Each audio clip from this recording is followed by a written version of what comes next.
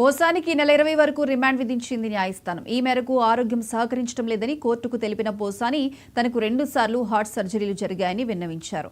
కేసుల పేరుతో అన్ని స్టేషన్లు తిప్పుతున్నారని, ఏ కేసులో తీసుకువెళ్తున్నారో కూడా చెప్పడం లేదని అన్నారు. నడవలేని స్థితిలో ఉన్నానని కోర్టుకు తెలిపారు. పోసాని స్టేట్మెంట్ రికార్డు చేసిన సీఎంఎం కోర్టు కర్నూలు జిల్లా జైలుకు తరలించారు.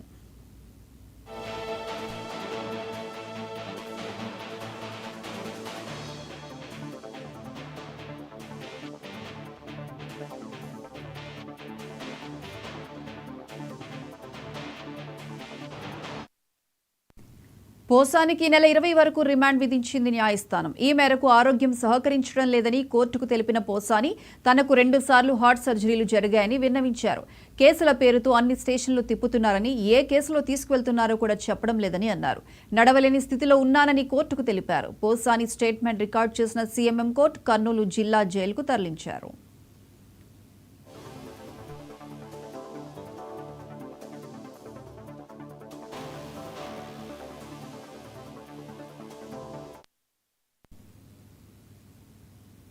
వివేకానందరెడ్డి హత్య కేసులో ప్రధాన సాక్షిగా ఉన్న రంగన్న మృతిపై పలు అనుమానాలు వ్యక్తం కావడంతో సిట్ను ఏర్పాటు చేసింది ప్రభుత్వం. సిట్ బృందం రంగన్న సమాధి దగ్గర రీపోస్ట్ మార్టం చేశారు.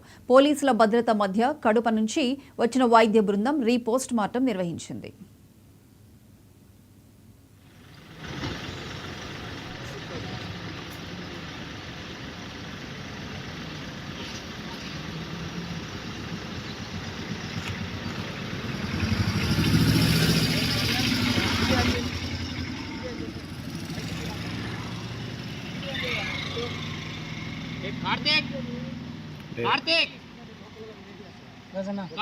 నమస్కారం అండి. నా పేరు నల్లిపోయిన రంగారావు.